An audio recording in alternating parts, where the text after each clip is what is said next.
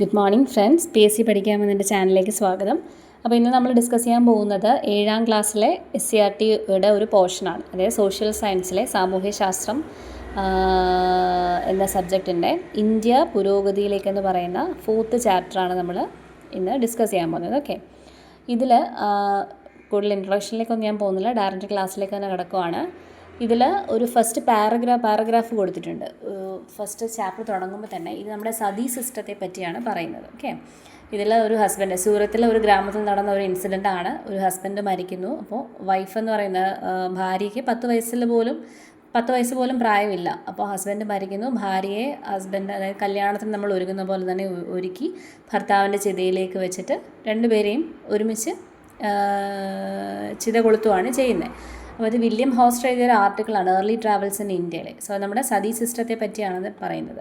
അപ്പോൾ പണ്ട് നമ്മുടെ സമൂഹത്തിൽ ഒരുപാട് ദുരാചാരങ്ങൾ നടന്നിട്ടുണ്ടല്ലേ. അതിൽ ആദ്യത്തേതാണ് ശൈശവ വിവാഹം, പിന്നെ വിധവാ വിവാഹ നിഷേധം, വിധവകൾക്ക് പിന്നെ കല്യാണം കഴിക്കാൻ പാടില്ല, നരബലി, മനുഷ്യരെ ബലി കൊടുക്കുന്നത്, പിന്നെ ശിശുഹത്യ, അതായത് പെൺകുട്ടികൾ ജനിക്കുമ്പോൾ അറിയാമല്ലോ, ചിലരെ പെൺകുട്ടികൾ ജനിക്കുമ്പോൾ അത് അവരൊരു മിത്ത് തന്നെ വിചാരിച്ച് വെച്ചിട്ടുണ്ട്, അത് നമ്മുടെ ഫാമിലിക്ക് നല്ലതല്ലായിരിക്കും എന്നൊക്കെ പറഞ്ഞിട്ട് അവർ കുട്ടികളെ കൊല്ലുന്നൊരവസ്ഥയുണ്ട്. പിന്നെ അടിമത്തം, ഇതൊക്കെ. പിന്നെ അതിൻ്റെ കൂടെയാണ് സതി സിസ്റ്റം. ഇത് ഫസ്റ്റ് നമ്മുടെ ഇൻട്രൊഡക്ടറി പോർഷനിൽ തന്നെ പറഞ്ഞു നമ്മൾ സതി സിസ്റ്റത്തെ പറ്റി അല്ലേ.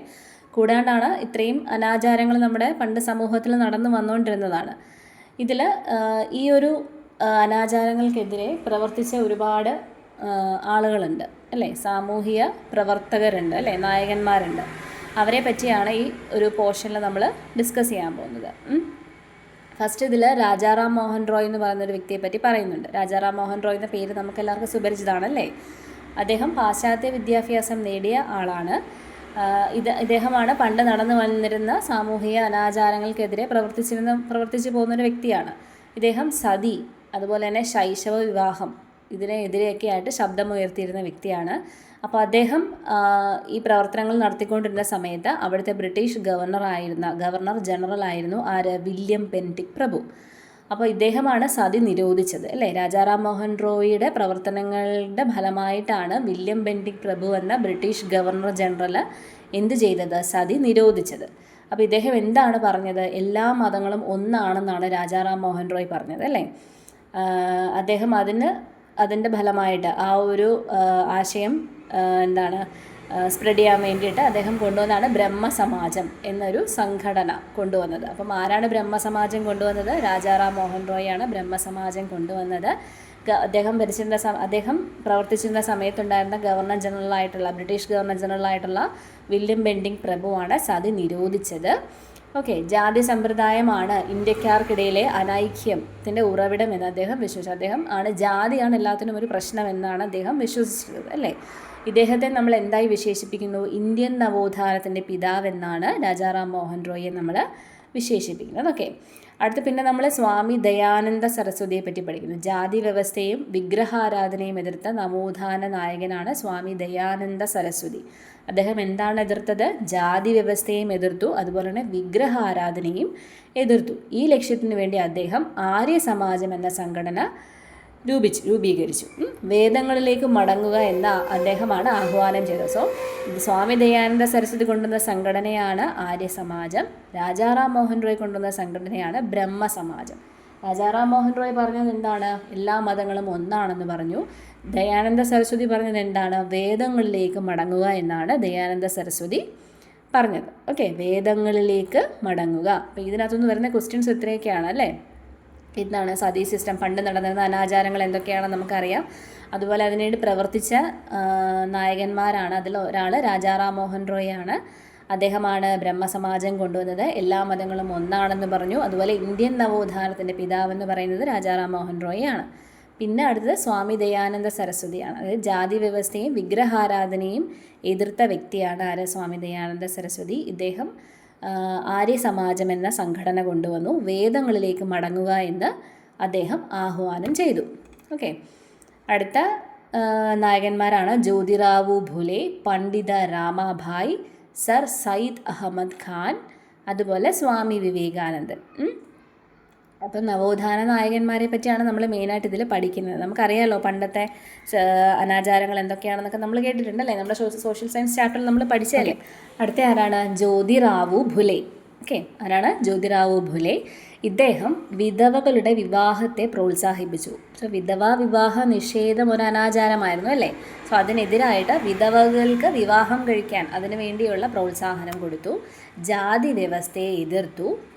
പിന്നെന്താണ് അദ്ദേഹത്തിൻ്റെ പ്രവർത്തനം? 12 വയസ്സ് വരെയുള്ള കുട്ടികൾക്ക് നിർബന്ധിതവും സൗജന്യവുമായ വിദ്യാഭ്യാസം നൽകണമെന്ന് വാദിച്ചു. അതുപോലെ അന്തസ്ഥിത വിഭാഗക്കാരുടെയും സ്ത്രീകളുടെയും വിദ്യാഭ്യാസം, അതായത് താഴ്ന്ന ജാതിക്കാരുടെ വിദ്യാഭ്യാസത്തിനും അവരുടെ സ്ത്രീകളുടെ വിദ്യാഭ്യാസത്തിനും ഒക്കെ ആയിട്ട് പ്രാമുഖ്യം നൽകി. അപ്പോൾ ഇത് പ്രചരിപ്പിക്കുന്നതിന് വേണ്ടിയിട്ട് ഫുലെ സ്ഥാപിച്ച സംഘടനയാണ് സത്യശോധക് സമാജ്. ഓക്കെ, സത്യശോധക് സമാജ് ആരാണ്? ജ്യോതിറാവു ഫുലെയാണ് കൊണ്ടുവന്നത്. അടുത്ത പണ്ഡിത രമാഭായ്. സ്ത്രീകളുടെ ഉന്നമനത്തിനായി ആര്യ മഹിളാ സഭ എന്ന സംഘടന സ്ഥാപിച്ച രമാഭായ് സ്ത്രീകൾ അനുഭവിക്കുന്ന സാമൂഹിക അസമത്വങ്ങൾക്കെതിരെ പോരാടി. വിധവകളുടെ ഉന്നമനത്തിനും സ്ത്രീ വിദ്യാഭ്യാസത്തിനും വേണ്ടി അവർ പ്രവർത്തിച്ചു. അവരൊരു സ്ത്രീയാണല്ലോ അല്ലേ, അപ്പോൾ അതുമായിട്ട് നമുക്ക് റിലേറ്റ് ചെയ്യാം. സ്ത്രീകളുടെ ഉന്നമനത്തിന് വേണ്ടിയാണ് പണ്ഡിത രമാഭായ് എന്ത് ചെയ്തത്? പ്രവർത്തിച്ചത്. ആര്യ മഹിളാ സഭ എന്ന സംഘടന കൊണ്ടുവന്നു. വിധവകളുടെ ഉന്നമനത്തിന് സ്ത്രീ വിദ്യാഭ്യാസത്തിനൊക്കെ ആയിട്ട് പ്രവർത്തിച്ചു. ഓക്കെ. സർ സയ്യിദ് അഹമ്മദ് ഖാൻ, അദ്ദേഹം മുസ്ലിങ്ങൾക്കിടയിൽ ആധുനിക വിദ്യാഭ്യാസത്തിന് പ്രചരണം നൽകി. Ahmad Khan Mohammedan Anglo Oriental college സ്ഥാപിച്ചു. ഇതാണ് പിന്നീട് പ്രസിദ്ധമായ അലിഗഡ് മുസ്ലിം സർവകലാശാലയായി മാറിയത്. അപ്പോൾ അതൊരു പ്രധാന പോയിൻ്റാണ്. എന്താണ്? പ്രശസ്തമായ അലിഗഡ് മുസ്ലിം സർവകലാശാലയായി മാറിയത് ഏതാണ്? മുഹമ്മദൻ ആംഗ്ലോ ഓറിയൻ്റൽ കോളേജാണ്. സ്ഥാപിച്ചതോ അഹമ്മദ് ഖാനാണ്, സർ സയ്യിദ് അഹമ്മദ് ഖാനാണ്. പിന്നെ ഹിന്ദു മുസ്ലിം ഐക്യത്തെക്കുറിച്ച് അദ്ദേഹം ഇങ്ങനെ പറഞ്ഞു: ഹിന്ദുക്കളും മുസ്ലിങ്ങളും ഇന്ത്യയുടെ വായുവും ശ്വസിച്ച് ഗംഗയുടെയും യമുനയുടെയും ജലം പാനം ചെയ്തും ജീവിക്കുന്നു. നാം രണ്ടും ഇന്ത്യയുടെ മണ്ണിൽ ഉൽപ്പാദിപ്പിക്കപ്പെടുന്നത് ഭക്ഷിക്കുന്നു. ജീവിതത്തിലും മരണത്തിലും നാം ഒന്നിച്ചാണ്. അപ്പോൾ ഹിന്ദു മുസ്ലിം ഐക്യത്തെ പറ്റി അദ്ദേഹം പറഞ്ഞ വാക്കുകളാണിത്. എന്താണ്? ഹിന്ദുക്കളും മുസ്ലിങ്ങളും ഇന്ത്യയുടെ വായു ശ്വസിച്ചു, ഗംഗയുടെയും യമുനയുടെയും ജലം പാനം ചെയ്ത് ജീവിക്കുന്നു. രണ്ടും ഇന്ത്യയുടെ മണ്ണിൽ ഉൽപ്പാദിപ്പിക്കുന്നത് ഭക്ഷിക്കുന്നു. അതുപോലെ ജീവിതത്തിലും മരണത്തിലും നാം ഒന്നിച്ചാണ് എന്ന് പറഞ്ഞത് ആരാണ്? സർ സയ്യിദ് അഹമ്മദ് ഖാൻ. ഓക്കെ. അപ്പോൾ ജ്യോതിറാവു ഫുലെ എന്താണ് കൊണ്ടുവന്നത്? വിധവകളുടെ വിവാഹത്തെ പ്രോത്സാഹിപ്പിച്ചു. 12 വയസ്സ് വരെയുള്ള കുട്ടികൾക്ക് സൗജന്യ വിദ്യാഭ്യാസം നൽകണമെന്ന് വാദിച്ചു. അതുപോലെ താഴ്ന്ന ജാതിക്കാർക്കും അവിടെയുള്ള സ്ത്രീകൾക്കുമൊക്കെ വിദ്യാഭ്യാസം നൽകണമെന്ന്. അപ്പോൾ അതിനുവേണ്ടി കൊണ്ടുവന്ന സംഘടനയോ സത്യശോധക് സമാജാണ്. അടുത്തതാരാണ്? പണ്ഡിത് രമാഭായി ആണ്. പണ്ഡിത് രമാഭായി എന്ത് ചെയ്തു? സ്ത്രീകളുടെ ഉന്നമനത്തിന് വേണ്ടി പ്രവർത്തിച്ചു. അതിനുവേണ്ടി കൊണ്ടുവന്നതാണ് ആര്യ മഹിളാ സഭ. പിന്നെ സർ സയ്യിദ് അഹമ്മദ് ഖാനുണ്ട്. ഇദ്ദേഹം മുസ്ലിങ്ങൾക്കിടയിൽ ആധുനിക വിദ്യാഭ്യാസത്തിന് പ്രചാരം നൽകി. പിന്നെ പ്രശസ്തമായിട്ടുള്ള അലിഗഡ് മുസ്ലിം സർവകലാശാല വന്നത് Anglo Oriental college, Mohammedan Anglo Oriental college പിന്നീട് മാറിയതാണ് അലിഗഡ് മുസ്ലിം സർവകലാശാല. കൊണ്ടുവന്നത് ആരാണ്? അഹമ്മദ് ഖാൻ, സർ സയ്യിദ് അഹമ്മദ് ഖാനാണ്. പിന്നെ ഹിന്ദു മുസ്ലിം ഐക്യത്തെ പറ്റി അദ്ദേഹം പ്രശംസിച്ചിട്ടുണ്ട്. അദ്ദേഹം പറഞ്ഞ കുറച്ച് കാര്യങ്ങളാണ് നമ്മൾ പറഞ്ഞത് അല്ലേ. അടുത്ത സ്വാമി വിവേകാനന്ദൻ. സ്വാമി വിവേകാനന്ദനെ നമുക്ക് എല്ലാവർക്കും അറിയാം അല്ലേ. ജാതീയമായ ഉച്ചനീചത്വങ്ങളെ എതിർക്കുകയും സ്ത്രീ വിദ്യാഭ്യാസത്തെ പ്രോത്സാഹിപ്പിക്കുകയും ചെയ്ത പരിഷ്കർത്താവായിരുന്നു സ്വാമി വിവേകാനന്ദൻ. ജാതീയമായ ഉച്ചനീചത്വങ്ങളെ എതിർക്കുകയും സ്ത്രീ വിദ്യാഭ്യാസത്തെ പ്രോത്സാഹിപ്പിക്കുകയും ചെയ്തു. വിശ്വസാഹോദര്യത്തിന് ഊന്നൽ കൊടുത്ത അദ്ദേഹം ഇങ്ങനെ അഭിപ്രായപ്പെടുകയുണ്ടായി. എന്താണ്? വിശ്വസാഹോദര്യത്തിന് മഹത്തായ 2 വ്യവസ്ഥകളായ ഹൈന്ദവതയുടെയും ഇസ്ലാമികതയുടെയും കൂടിച്ചേരലാണ് നമ്മുടെ മാതൃരാജ്യത്തിൻ്റെ ഏക പ്രതീക്ഷ. അങ്ങനെ പറഞ്ഞത് ആരാണ്? മഹത്തായ 2 വ്യവസ്ഥകളായ ഹൈന്ദവതയുടെയും ഇസ്ലാമികതയുടെയും കൂടിച്ചേരലാണ് നമ്മുടെ മാതൃരാജ്യത്തിൻ്റെ ഏക പ്രതീക്ഷ എന്ന് പറഞ്ഞത് ആരാണ്? സ്വാമി വിവേകാനന്ദാണ്. ഗുരു, അതായത് ശ്രീരാമകൃഷ്ണ പരമഹംസറായിരുന്നു വിവേകാനന്ദൻ്റെ ഗുരു. വിവേകാനന്ദൻ്റെ ഗുരു ആരാണ്? ശ്രീരാമകൃഷ്ണ പരമഹംസൻ അല്ലേ. ഗുരുവിൻ്റെ ആശയങ്ങൾ പ്രചരിപ്പിക്കുന്നതിനായി വിവേകാനന്ദൻ സ്ഥാപിച്ച സംഘടനയാണ് രാമകൃഷ്ണ മിഷൻ. ഈ സംഘടനയുടെ ആഭിമുഖ്യത്തിൽ രാജ്യത്തുടനീളം ധാരാളം വിദ്യാലയങ്ങൾ സ്ഥാപിച്ചു. ഇന്ത്യക്കാരിൽ ദേശീയബോധവും ആത്മാഭിമാനവും ഉണർത്തുന്നതിനാൽ വിവേകാനന്ദൻ്റെ പ്രവർത്തനങ്ങൾ പ്രധാന പങ്ക് വഹിച്ചു. ഓക്കെ, അപ്പോൾ വിവേകാനന്ദൻ കൊണ്ടുവന്ന സമാജം ഏതാണ്? രാമകൃഷ്ണ മിഷൻ. എന്തിന്? അദ്ദേഹത്തിൻ്റെ ഗുരുവായ ശ്രീരാമകൃഷ്ണ പരമഹംസരുടെ ആശയങ്ങളെ പ്രചരിപ്പിക്കുന്നതിനായിട്ട് കൊണ്ടുവന്നതാണ് അല്ലേ. ഇദ്ദേഹം എന്താണ്? സ്ത്രീ വിദ്യാഭ്യാസത്തെ പ്രോത്സാഹിപ്പിച്ചു, അതായത് ജാതീയമായ ഉച്ചനീചത്വങ്ങളെ എതിർത്തു. പിന്നെ നമ്മുടെ രണ്ട് മഹത്തായ വ്യവസ്ഥകളാണ് ഹൈന്ദവതയും ഇസ്ലാമികതയും. ഇത് രണ്ടിൻ്റെയും കൂടിച്ചേരലാണ് നമ്മുടെ മാതൃരാജ്യത്തിൻ്റെ പ്രതീക്ഷ എന്ന് പറഞ്ഞു അല്ലേ. ഓക്കെ, അപ്പോൾ ഇത്രയും പഠിച്ചത് നമ്മൾ ഏതൊക്കെ നവോത്ഥാന നായകന്മാരെ പറ്റി നമ്മൾ പഠിച്ചു? രാജാ റാം മോഹൻ റോയിയെ പറ്റി പഠിച്ചു, സ്വാമി ദയാനന്ദ സരസ്വതിയെ പറ്റി പഠിച്ചു, ജ്യോതിറാവു ഫുലെയെ പറ്റി പഠിച്ചു, പണ്ഡിത രമാഭായിയെ പറ്റി പഠിച്ചു, സർ സയ്യിദ് അഹമ്മദ് ഖാനെ പറ്റി പഠിച്ചു, സ്വാമി വിവേകാനന്ദനെ പറ്റി പഠിച്ചു. സ്വാമി വിവേകാനന്ദൻ കൊണ്ടുവന്നത് രാമകൃഷ്ണ മിഷൻ, ശ്രീരാമകൃഷ്ണ പരമഹംസരാണ് ഗുരു. സർ സയ്യിദ് അഹമ്മദ് ഖാൻ കൊണ്ടുവന്നത് എന്താണ്? അദ്ദേഹത്തിൻ്റെ പേരിൽ തുടങ്ങിയതായിരുന്നു മുഹമ്മദൻ ആംഗ്ലോ ഓറിയൻ്റൽ കോളേജ്. അത് പിന്നീട് പ്രസിദ്ധമായ അലിഗഡ് മുസ്ലിം സർവകലാശാലയായി മാറി. ഓക്കെ, അദ്ദേഹം മുസ്ലിങ്ങൾക്കിടയിലുള്ള വിദ്യാഭ്യാസത്തിന് പ്രോത്സാഹനം കൊടുത്തു. അടുത്തത് പണ്ഡിത രമാഭായി ആണ്. പുള്ളിക്കാരി എന്ത് ചെയ്തു? നമ്മുടെ സ്ത്രീ വിദ്യാഭ്യാസത്തിനും ഉന്നമനത്തിനുമൊക്കെ വേണ്ടിയിട്ട് ആര്യ മഹിളാ സഭ കൊണ്ടുവന്നു. ജ്യോതിറാവു ഫുലെ കൊണ്ടുവന്നത് എന്താണ്? സത്യശോധക് സമാജാണ്. ഓക്കെ, ദയാനന്ദ സരസ്വതി കൊണ്ടുവന്നതോ? ആര്യ സമാജം, വേദങ്ങളിലേക്ക് മടങ്ങുക എന്ന് പറഞ്ഞു. അടുത്ത രാജാ റാം മോഹൻ റോയ് എന്ത് ചെയ്തു? സ്ഥാപിച്ച സംഘടന ഏതാണ്? ബ്രഹ്മസമാജമാണ് അല്ലേ. അദ്ദേഹം എന്താണ്? എല്ലാ മതങ്ങളും ഒന്നാണെന്നുള്ള പൊതു സന്ദേശമാണ് പ്രചരിപ്പിച്ചത്. ഓക്കെ, അപ്പം നമ്മൾ നമ്മൾ എന്തിനെ പറ്റിയാണ് ഡിസ്കസ് ചെയ്തത്? സാമൂഹിക പരിഷ്കരണ പ്രസ്ഥാനങ്ങളെയും അവയുടെ നായകന്മാരെ പറ്റി അല്ലേ, അവരുടെ പ്രവർത്തനങ്ങളെ പറ്റിയും നമ്മൾ ഡിസ്കസ് ചെയ്തു. ഇനി ഇതിൽ ഇന്ത്യയിലെ പർവ്വതങ്ങളും നദികളും വനങ്ങളും നമുക്ക് ഭക്ഷണം തരുന്ന വിശാലങ്ങളായ വയലുകളും എല്ലാം നമുക്ക് പ്രിയപ്പെട്ടത് തന്നെ. പക്ഷേ എല്ലാത്തിലും ഏറെയായി ഗണിക്കേണ്ടത് ഇന്ത്യയിലെ ജനതയാണ്. അവരെയും എന്നെയും പോലെയുള്ള ആളുകൾ അവരാകട്ടെ ഈ പരന്ന നാട്ടിൽ മുഴുക്കെ വ്യാപിച്ചു കിടക്കുകയും ചെയ്യുന്നു. സാരമായി നോക്കിയാൽ ഈ കോടിക്കണക്കിലുള്ള ജനമാണ് ഭാരതമാതാവ്. അവരുടെ ജയം എന്ന് വെച്ചാൽ ഈ ജനത്തിൻ്റെ ജയം എന്നാണെന്നാണ് അർത്ഥം. നിങ്ങൾ ഈ ഭാരതമാതാവിൻ്റെ അംശങ്ങളാണ്. ഈ വിധത്തിൽ നിങ്ങൾ തന്നെയാണ് ഭാരതമാതാവെന്ന് ഞാൻ അവരോട് പറയും. ഈ ആശയം പതുക്കെ അവരുടെ തലച്ചോറിൽ കിനിഞ്ഞു ചെന്നെത്തുമ്പോൾ ഒരു വമ്പിച്ച കണ്ടുപിടുത്തം സാധിച്ചാലെത്ത പോലെ അവരുടെ കണ്ണുകൾ പ്രകാശിക്കും. ഇങ്ങനെ പറഞ്ഞത് ആരാണ്? ജവഹർലാൽ നെഹ്റു ആണ് അല്ലേ. ഇന്ത്യയെ കണ്ടെത്തൽ എന്നൊരു ആർട്ടിക്കിളിൽ അദ്ദേഹം പറഞ്ഞതാണ് ഈ ഒരു പാരഗ്രാഫിൽ കൊടുത്തിരിക്കുന്നത്. ഓക്കെ, അടുത്തത് ദേശീയതയുടെ വളർച്ചയെ സഹായിച്ച സാഹിത്യകാരന്മാർ ആരൊക്കെയായിരുന്നു? ബങ്കിം ചന്ദ്ര ചാറ്റർജി, രവീന്ദ്രനാഥ ടാഗോർ, മുഹമ്മദ് ഇക്ബാൽ, ലക്ഷ്മിനാഥ ബെസ്ബറുവ, അൽതാഫ് ഹുസൈൻ. ഇവർ 5 പേര് എന്തായിരുന്നു? ദേശീയതയുടെ വളർച്ചയെ സഹായിച്ച സാഹിത്യകാരന്മാരാണ്. ബങ്കിം ചന്ദ്ര ചാറ്റർജി, രവീന്ദ്രനാഥ ടാഗോർ, മുഹമ്മദ് ഇക്ബാൽ, ലക്ഷ്മിനാഥ് ബെസ്ബറുവ, അൽതാഫ് ഹുസൈൻ. ഓക്കെ, ദേശീയബോധം വളർന്നോടെ ബ്രിട്ടീഷ് ഭരണത്തിൽ നിന്ന് മോചനം നേടാനുള്ള ഇന്ത്യക്കാരുടെ പ്രവർത്തനങ്ങൾക്ക് ആക്കം കൂട്ടി. ഇത് സ്വാതന്ത്ര്യത്തിനു വേണ്ടിയുള്ള പ്രസ്ഥാനങ്ങളുടെ പ്രസക്തി വർദ്ധിപ്പിച്ചു. സംഘടനകളുടെ രൂപീകരണം. ഇന്ത്യക്കാർക്കിടയിലുണ്ടായ ഉണർവിൻ്റെ ഫലമായി ഇന്ത്യയുടെ പല ഭാഗങ്ങളിലും പ്രാദേശിക സംഘടനകൾ രൂപം കൊണ്ടു. ഓക്കെ, മദ്രാസ് നേറ്റീവ് അസോസിയേഷൻ, പുന സാർവജനിക് സഭ, ഇന്ത്യൻ അസോസിയേഷൻ തുടങ്ങിയവ അവയിൽ ചിലതാണ്. എന്താണ് ഈ അസോസിയേഷൻ? ഇന്ത്യക്കാർക്കിടയിലുണ്ടായ ഉണർവിൻ്റെ ഫലമായി അവർക്കൊരു ലൈറ്റ് കത്തി തലമണ്ടയിൽ. അപ്പം അതിൻ്റെ ഭാഗമായിട്ട് അവർ ചില പ്രാദേശിക സംഘടനകൾ രൂപീകരിച്ചു. അതിലേതൊക്കെയാണ്? മദ്രാസ് നേറ്റീവ് അസോസിയേഷൻ ഉണ്ട്, പുന സാർവജനിക് സഭയുണ്ട്, ഇന്ത്യൻ അസോസിയേഷൻ ഉണ്ട്. ഇവയെല്ലാം പ്രാദേശിക ആവശ്യങ്ങൾക്കായിരുന്നു മുൻഗണന നൽകിയിരുന്നത്. ദേശീയ തലത്തിലൊരു സംഘടന രൂപീകരിക്കേണ്ടതിൻ്റെ ആവശ്യകത അക്കാലത്ത് പ്രാദേശികം ഒരു ഏരിയ കേന്ദ്രീകരിച്ചാണ് ഇവർ ആ ഒരു സംഘടന രൂപീകരിച്ചത്. ഓക്കെ, നെക്സ്റ്റ് ഇന്ത്യൻ നാഷണൽ കോൺഗ്രസിൻ്റെ ഉദയം. അതായത് 1885 ഡിസംബർ 28 ബോംബെയിലെ തേജ്പാൽ സംസ്കൃത കോളേജിലെ വിശാലമായ മുറി. ഇന്ത്യയുടെ വിവിധ പ്രദേശങ്ങളിൽ നിന്നുള്ള 72 പേർ ഒത്തുകൂടിയിരുന്നു. അവർ പല വേഷക്കാരും പല മതക്കാരും പല ഭാഷക്കാരുമായിരുന്നു. വ്യത്യസ്ത സംഘടനകളെ പ്രതിനിധീകരിച്ചെത്തിയ അവർ WCC ബാനർജിയുടെ WC ബാനർജിയുടെ അധ്യക്ഷതയിൽ യോഗം ചേർന്നു. A.O. ഹ്യൂം എന്ന മുൻ ബ്രിട്ടീഷ് ഉദ്യോഗസ്ഥനാണ് ഇത്തരമൊരു യോഗം വിളിച്ചു കൂട്ടുവാൻ മുൻകൈയെടുത്തത്. ഈ യോഗത്തിൽ വെച്ച് ഇന്ത്യൻ നാഷണൽ കോൺഗ്രസ് രൂപീകരിക്കപ്പെട്ടു. ഏത് യോഗത്തിൽ വെച്ചാണ് ഇന്ത്യൻ നാഷണൽ കോൺഗ്രസ് രൂപീകരിക്കപ്പെട്ടത്? 1885 ഡിസംബർ 28 ബോംബെയിലെ തേജ്പാൽ സംസ്കൃത കോളേജിൽ വെച്ച് നടത്തിയ യോഗത്തിലാണ് ഇന്ത്യൻ നാഷണൽ കോൺഗ്രസ് INC രൂപീകരിച്ചത്.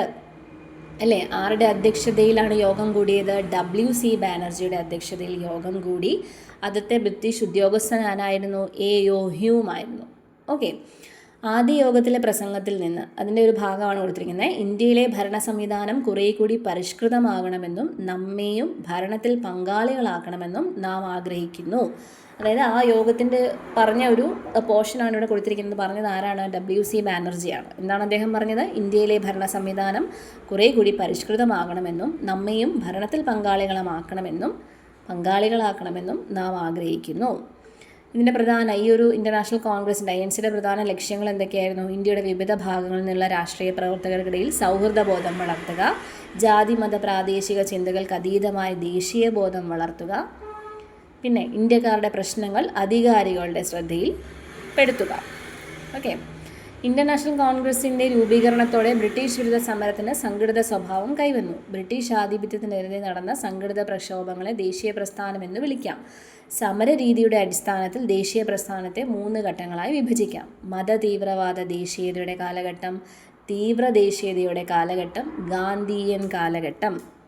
ഓക്കെ, അതായത് ബ്രിട്ടീഷ് വിരുദ്ധ സമരത്തിന് സംഘടിത സ്വഭാവം കൈവന്നു. INC വന്നതോടെ ബ്രിട്ടീഷ് വിരുദ്ധ സമരത്തിന് സംഘടിത സ്വഭാവം കൈവന്നു. അപ്പോൾ അതിനെതിരായിട്ടുള്ള പ്രക്ഷോഭങ്ങളെ നമ്മൾ ഡിവൈഡ് ചെയ്തു 3ആയിട്ട്. മിതവാദ ദേശീയതയുടെ കാലഘട്ടം,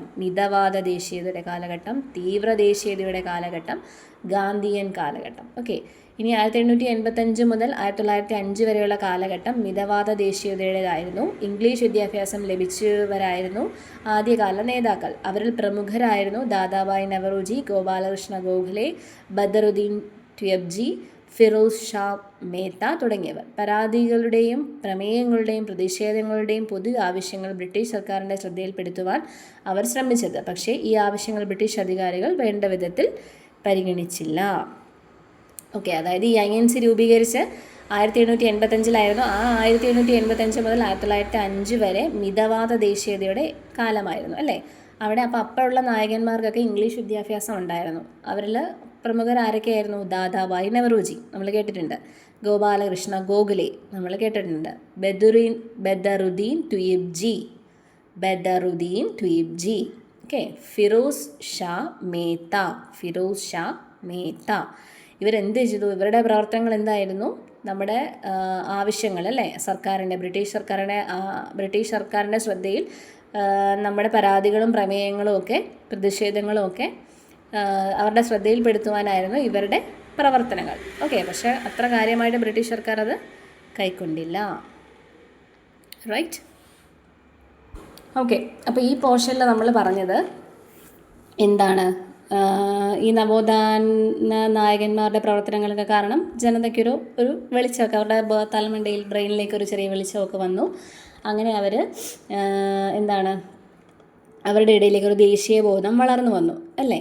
അപ്പോൾ ആ ദേശീയതയുടെ വളർച്ചയ്ക്ക് സഹായിച്ച സാഹിത്യകാരന്മാർ 2 പേരുണ്ട്. ആരൊക്കെയാണ്? ബങ്കിം ചന്ദ്ര ചാറ്റർജി, രവീന്ദ്രനാഥ് ടാഗോർ, മുഹമ്മദ് ഇക്ബാൽ, ലക്ഷ്മിനാഥ് ബെസ്ബറുവ, അൽതാഫ് ഹുസൈൻ. ഓക്കെ, ഇത്രയും പേരാണ് ആ ഒരു ദേശീയ അവബോധം ഇന്ത്യക്കാരുടെ ഉള്ളിലേക്ക് വരാൻ വേണ്ടി സഹായിച്ചത് അല്ലേ. അങ്ങനെ അവർ 1-2 പ്രാദേശിക സംഘടനകൾ രൂപീകരിച്ചു അല്ലേ. അതായത് ഒരു ഏരിയ കേന്ദ്രീകരിച്ച്. അവയിൽ 3 മദ്രാസ് നേറ്റീവ് അസോസിയേഷൻ, പുന സാർവജനിക് സഭ, ഇന്ത്യൻ അസോസിയേഷൻ. ഓക്കെ, ഇനി അതിൻ്റെ ഫലമായിട്ട് ഇൻ്റർനാഷണൽ കോൺഗ്രസ് INC രൂപീകരിച്ചു. എപ്പോഴാണ്? 1885 ഡിസംബർ 28. INC രൂപീകരിച്ചത് 1885 ഡിസംബർ 28. എവിടെയാണ്? ബോംബെയിലെ തേജ്പാൽ സംസ്കൃത കോളേജിലെ ഒരു ഹാളിൽ വെച്ചിട്ട് 72 പേര് ഒത്തുകൂടി. അധ്യക്ഷൻ ആരായിരുന്നു? WC ബാനർജി. അന്നത്തെ ബ്രിട്ടീഷ് ഉദ്യോഗസ്ഥൻ A.O. ഹ്യൂം. അങ്ങനെ ഇവർ എല്ലാവരും കൂടെ യോഗത്തിൽ വെച്ചാണ് INC രൂപീകരിക്കുന്നത്. ആ യോഗത്തിൽ അവിടുത്തെ ഒരു WC ബാനർജി പറഞ്ഞ ഒരു ചെറിയ വേർഡിംഗ് ആണ്, അല്ലെങ്കിൽ ഒരു ചെറിയ പാരഗ്രാഫാണ്. ഇന്ത്യയിലെ ഭരണ സംവിധാനം കുറേ കൂടി പരിഷ്കൃതമാകണമെന്നും നമ്മയും ഭരണത്തിൽ പങ്കാളികളാക്കണമെന്നും നാം ആഗ്രഹിക്കുന്നു. ഓക്കെ, അങ്ങനെ ഇവർ 3 ഈ ബ്രിട്ടീഷുകാരുടെ നമ്മുടെ പരാതികളും പരിഭവങ്ങളും നമ്മുടെ പ്രവർത്തനങ്ങളും പ്രമേയങ്ങളും ഒക്കെ അവരുടെ ശ്രദ്ധയിൽപ്പെടുത്താനായിട്ട് കൊണ്ടുവന്ന 3 പ്രസ്ഥാനങ്ങൾ, ദേശീയ പ്രസ്ഥാനമാണ്. മിതവാദ ദേശീയതയുടെ കാലഘട്ടം, തീവ്രവാദ ദേശീയതയുടെ കാലഘട്ടം, ഗാന്ധിയൻ കാലഘട്ടം. ഓക്കെ, അപ്പോൾ എല്ലാവർക്കും ക്ലാസ് മനസ്സിലായെന്ന് വിചാരിക്കുന്നു. ഞാൻ ഈ നോട്ട്സ് ഇതിൻ്റെ കൂടെ ഉണ്ട്, ആ ടെക്സ്റ്റ് ബുക്ക് ഞാൻ ഇതിൻ്റെ കൂടെ അപ്ലോഡ് ചെയ്തിട്ടുണ്ടല്ലോ. അപ്പോൾ അത് നിങ്ങളോട് റീഡ് ഔട്ട് ചെയ്തിട്ട് നോട്ട്സ് കറക്റ്റായിട്ട് എടുക്കുക. ഓക്കെ, പിന്നെ കുറച്ച് പോർഷനും കൂടെ ഉണ്ട്, അത് നമുക്ക് അടുത്ത ക്ലാസ്സിൽ ഡിസ്കസ് ചെയ്യാം. ഓക്കെ, ഇപ്പോൾ ഞാൻ എടുത്ത ക്ലാസ് എല്ലാവർക്കും മനസ്സിലായെന്ന് വിചാരിക്കുന്നു. അടുത്ത ദിവസം തന്നെ അല്ലെങ്കിൽ ഇന്ന് തന്നെ ബാക്കിയും കൂടെ ക്ലാസ് അപ്ലോഡ് ചെയ്യാൻ ശ്രമിക്കാം കേട്ടോ. Okay, thank you. എല്ലാവരും എൻ്റെ ചാനൽ സബ്സ്ക്രൈബ് ചെയ്യുക കേട്ടോ. ഇത് കാണുന്നവർ ക്ലാസ് ഇഷ്ടപ്പെട്ടെങ്കിൽ എൻ്റെ ചാനൽ സബ്സ്ക്രൈബ് ചെയ്യുക. നിങ്ങൾക്ക് അടുത്ത ക്ലാസ് പിന്നെ എന്തെങ്കിലും എൻ്റെ ക്ലാസ്സിന് എന്തെങ്കിലും നിങ്ങൾക്ക് എന്തെങ്കിലും കമൻസ് വല്ലതും പറയാനുണ്ടെങ്കിൽ, എന്തെങ്കിലും പോരായ്മകൾ പറയാനുണ്ടെങ്കിൽ, എന്തെങ്കിലും എന്തെങ്കിലും ഇൻസ്പയർ ചെയ്യാനുള്ള കാര്യങ്ങളെല്ലാം പറയാനുണ്ടെങ്കിൽ എല്ലാവരും കമൻറ്റിലൂടെ ചെയ്യുക. ഓക്കെ, ആദ്യമായിട്ടാണ് ഞാൻ പഠിക്കുന്ന കൂട്ടത്തിൽ നിങ്ങൾക്ക് കൂടെ ചേർത്ത് ക്ലാസ് എടുക്കാം എന്നുള്ള ഒരു ആഗ്രഹത്തിൽ തുടങ്ങിയ ചാനലാണ്. ചെറിയ ചെറിയ പോരായ്മകളൊക്കെ ഉണ്ട്. നിങ്ങൾ പറയുന്നതനുസരിച്ച് പോരായ്മകൾ തിരുത്തി നിങ്ങൾക്ക് നല്ലൊരു ക്ലാസ് എടുത്ത് തരാൻ കഴിയുമെന്ന് ഞാൻ വിശ്വസിക്കുന്നു. എന്തായാലും ഈ ഒരു പോർഷൻ നിങ്ങളെല്ലാവരും കറക്റ്റായിട്ട് നോക്കി. നമുക്ക് ഇതിനകത്തുനിന്ന് കുറേ ക്വസ്റ്റ്യൻസ് നമുക്ക് വരുന്നതാണ് അല്ലേ. അപ്പോൾ അതനുസരിച്ച് നമുക്ക് ഇതിൻ്റെ കൂടെ ഞാൻ ഗൈഡും കൂടി റെഫർ ചെയ്തിട്ട് അതും കൂടെ നമുക്ക് ക്ലാസ്സായിട്ട് ഇൻക്ലൂഡ് ചെയ്യാം. അപ്പോൾ ആ ഗൈഡിൻ്റെ പോർഷൻ കൂടെ നമുക്ക് കവർ ചെയ്ത് പോകാമല്ലോ. പിന്നെന്താ പറയാനുള്ളത്, അപ്പോൾ എല്ലാവരും ചാനൽ സബ്സ്ക്രൈബ് ചെയ്യാം കേട്ടോ. ജസ്റ്റ് ക്ലാസ് കണ്ടു പോകാതെ ചാനലിലൂടെ സബ്സ്ക്രൈബ് ചെയ്ത് പോകണം. കമൻസായിട്ട് നിങ്ങൾക്ക് പറയാനുള്ളത് കമൻസായിട്ട് ഇടണം. എല്ലാവരുടെയും സപ്പോർട്ട് വേണം. എല്ലാവരും നോട്ട്സ് എടുക്കണം. ഇമ്പോർട്ടൻ്റ് ആയിട്ട് പറയാനുള്ളത് നോട്ട്സ് എടുക്കുക എന്നുള്ളതാണ്. കാരണം SCERT നമുക്ക് ഏറ്റവും ഇമ്പോർട്ടൻ്റ് ആയിട്ടുള്ളൊരു പോർഷനാണ് അല്ലേ. SCERTസും അതുപോലെ തന്നെ NCERTന്നും വരും. പിന്നെ ഇപ്പോൾ പുതിയ SCERT ഉണ്ട്, അത് നമുക്ക് കുറച്ച് പഴയ SCERTയുടെ പോർഷനാണ് ഞാൻ പഠിക്കുന്നത്. അപ്പോൾ ഇതൊന്ന് കവറപ്പ് കഴിക്കുമ്പോൾ നമുക്ക് മറ്റേതും കൂടെ ഈസി ആവും പഠിക്കാനായിട്ട്. അപ്പോൾ അതും കൂടെ അതും ഇമ്പോർട്ടൻ്റ് ആയിട്ട് പഠിക്കണം. NCERT ചാപ്റ്റർ അതുപോലെ തന്നെ പുതിയ SCERT അത് നമുക്ക് ഇമ്പോർട്ടൻ്റ് ആയിട്ട് പഠിക്കേണ്ടത് തന്നെയാണ്. അപ്പോൾ അതും കൂടി കവറപ്പ് ചെയ്ത് പോകണം. അപ്പോൾ ഇന്ന് തന്നെ ഇതിൻ്റെ ബാക്കി പോർഷൻ അപ്ലോഡ് ചെയ്യാൻ പറ്റുമോ എന്ന് നോക്കട്ടെ. അങ്ങനെ ഉണ്ടെന്നുണ്ടെങ്കിൽ ബാക്കി പോർഷനോട് നമുക്ക് കവർ ചെയ്യാം. ഓക്കെ, അപ്പോൾ ഇത് 7th സ്റ്റാൻഡേർഡിലെ 4ാമത്തെ ചാപ്റ്ററാണ് കേട്ടോ. അപ്പം ഓക്കെ, അപ്പോൾ എല്ലാവർക്കും മനസ്സിലായെന്ന് ഞാൻ വിശ്വസിക്കുന്നു. എല്ലാവരും ചാനൽ സബ്സ്ക്രൈബ് ചെയ്യണം, കമൻസ് ഇടണം, എല്ലാവരും പഠിക്കുകയും വേണം. Okay, thank you.